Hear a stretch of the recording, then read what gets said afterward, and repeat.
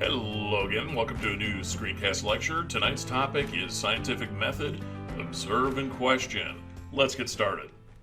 Let's do a real quick review of what is the goal of science.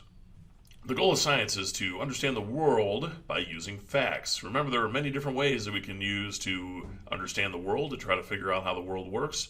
This time we're going to be using facts. To help us reach this goal, scientists have developed what we now call the scientific method. Let's define scientific method. This is an orderly approach people use to solve problems. Here's a graphic representation of the scientific method. Go ahead and take a look at this for yourself. The scientific method generally has certain steps and stages. We start with observation. Then we identify a question or a problem. We make a hypothesis. We do an experiment. We collect data. And we draw conclusions. Let's start with observation. When we observe things, we need to be aware of our surroundings. And we use our senses. Now keep your eyes closed. Now picture that same horse leaping over a shallow ditch. Does your horse stretch out its legs towards the front as it leaps over that ditch? Go ahead and open your eyes now. Did your image look something like this painting from the 1800s? Take a look at the horse. See how it has four legs off the ground? See how its front legs are leaping forward? One of the ideas about observations is that people will see what they believe they will see. It's what they expect they will see. That's often what they're going to see. And that's up until it's proven otherwise. Sometimes even beyond then. Here's a clip. Let's take a look at this Brain Games clip from YouTube channel National Geographic. Play along with the participants in this one. What's up, buddy? Good. All right, real good. I got a form. Let me just grab you a pen. All right, here we go. All right, now basically all this is a release form. Okay, stop. Have you noticed anything weird so far? If you didn't, let's run through this one again for you. I got a form. Let me just grab you a pen. All right, here we go. If you caught this one, you may be surprised to find out you're in the minority. Hey, what's up, buddy? How you doing? I just need you to fill out this release form, please. Let me grab you a pen. Okay, here we go. Go ahead and just sign and date it. So where are you from? New Jersey. Just grab you a pen for this. Okay. Making me sign a waiver for this, huh? All right, here we go. Yeah, absolutely. None of the next three people catch the switch. Hello. You may still be doubting that you would fall for this one if you were there in person. What's your name? Eva. Eva? How could you possibly miss a person swapping out mid-conversation in plain view? Can you describe the person who was here behind the counter? He had dark hair. I think he had a black shirt on, but I'm not sure. Can you stand up? Oh my God, it was him! And you don't recognize him, though? No, I've never seen you before. Okay, he was actually here behind the counter when you first came up to the counter. He's the one who said, I'm gonna duck down and get you a pen. Oh my God, are you serious? Oh, that's totally embarrassing. It turns out you don't notice changes like this because you don't expect them to occur. Your brain isn't prepared to notice when these things do happen. Oh my God. Didn't even notice it. Man. You didn't catch that? I didn't catch it, though. So what do you think? Would you have noticed these person swaps if you'd been there? So, did you catch the switch the first time they did it in the video? A lot of people don't. And if you were there in real life, do you think you would catch somebody trying to pull something like that in real life? Be interesting to try. As we said, people will see what they believe they will see, what they expect to see, until proven otherwise. Let's think back to your horse image again. Well, people, at the time that this painting was painted, some people had an argument. They had an argument about whether a horse's legs will always be touching the ground while running, or will sometimes there will be some of the legs off of the ground at the time. There's a story of two men who were making a bet, so they bet money. This story may not be true, but they had this bet regarding this problem. They wanted to decide who was right, but they really couldn't figure out how. One of them said that a horse will always keep its legs on the ground. And the other person was saying, no, sometimes all four legs will be off the ground. So this was in 1878, and there was a relatively new invention called the photograph, and they decided to use photography to try to figure out how to do this. And it was really hard for them because, I mean, the cameras at the time weren't great. So what they did is one of the guys came up with this idea to have multiple cameras. As you can see in the picture I have here, there's about a dozen different cameras lined up on the side.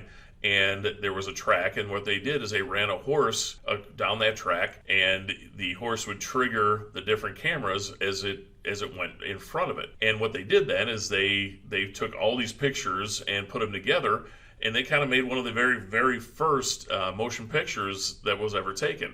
Let's take a look. So what you have here is just a whole bunch of different individual photographs that they put together, and when you move them one after the other, it kind of gives you the illusion of motion. And as you see this horse run, you can see that there is actually a time when all four legs are off the ground. And another interesting thing about this is when the horse did have all four legs off the ground, when they were kind of jumping, take a look at the painting versus the actual photo. So the horse's legs aren't stretched out forward. They're actually tucked in. The front legs are tucked in while the rear legs are actually going forward. It's the exact opposite of what the people imagined the horse would do in the painting before the photograph. That's pretty neat. Let's think a little bit about why it's hard to observe what a horse's legs are doing when it runs. Why would it be difficult for these people to have settled that bet about all four legs off the ground or not? Well, the biggest reason is when a horse is running, I mean, it's going quite fast, so it would be very, very difficult for somebody to see without a camera that the horse's legs are actually all four off the ground. I know I couldn't. What are some other reasons that it might be difficult to observe something? Let's think about that. So something can be too fast, like we saw with horses. Here's another one that would be very difficult to see is hummingbirds. Now here's a hummingbird flying in slow motion. We can see that its wings are flapping. Something could be too slow, like a glacier moving. If I sat all day watching a glacier, I wouldn't be able to know that it's actually moving. It would look like it's just sitting there. It's going too slow. But we do know that glaciers do move.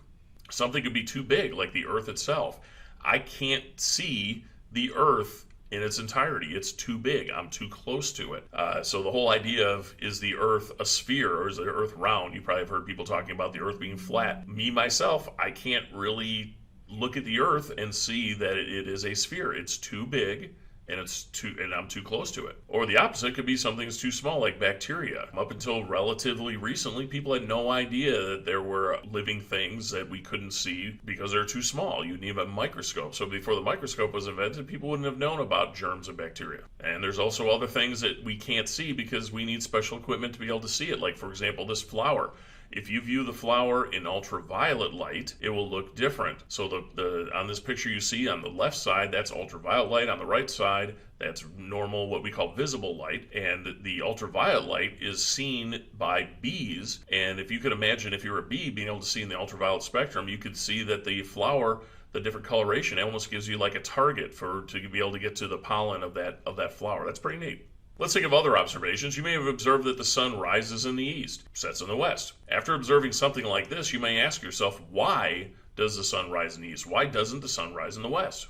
When you ask a question like that, you have identified a problem. You observe something, and then you ask yourself a question about it, you identified a problem. Why does the sun rise in the east? When we identify a problem, we identify a question to be answered or a problem to be solved.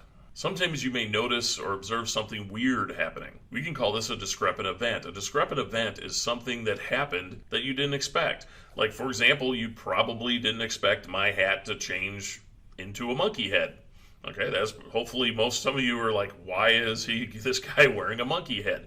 Okay, however, what you might not have noticed is that the entire time we had a monkey over here, we had an eagle over here, all the way back here, we had a stuffed cow. You may not have noticed those things because you weren't looking for them. You didn't expect them to happen. We would call that a discrepant event. Here's a classic discrepant event from science. Let's take a look. Here's a clip. This is a very unusual substance. You can see when I just hold it, it kind of drips and stretches like a liquid, moves around. But as you start to strike it or move it quickly, you can toss it up and down, it acts more like a solid. So this is a very odd substance, and you might say it's a discrepant event. So if you were to come across a substance like this, hopefully you would ask yourself, what in the world is going on? This is weird. Some of you may see something that happens weird in your life, and you'd be like, oh, well, that's interesting. But then you just let it go out of your mind. Don't worry about it and go on to something cool like looking at TikToks or whatever as you kids are into these days. Hopefully some of you, and sometimes you're going to pay a little bit more attention to the world around you and say something like, wow, that was weird. I really wonder why that happened. Maybe I'm going to investigate. Think about it a little more. And we found that sometimes good things can happen if you do this. For example, the microwave oven. We all love the microwave ovens, right? Pizza rolls. Well, we can thank Percy Spencer for not being a goof and ignoring a discrepant event. This happened back in 1946. He didn't have TikTok to distract him, so maybe that helped. Well, so what happened? Well, here is a picture of him, and what he was doing is he was working on an experiment in his lab. He was working on an experiment that had to do with radar, and he was testing a new vacuum tube. That's probably not something you've ever heard of, but there's a picture of what a vacuum tube looks like. And he happened to have a chocolate bar in his pocket, and he noticed that chocolate bar melted much faster than he would have expected it to melt. Instead of just blowing this off and getting mad about his chocolate bar melting, he started testing this machine on other things. He tested it on eggs, he tested it on popcorn.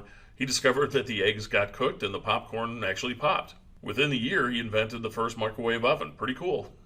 Here's another kind of a similar story. How many of you enjoy getting infections? You?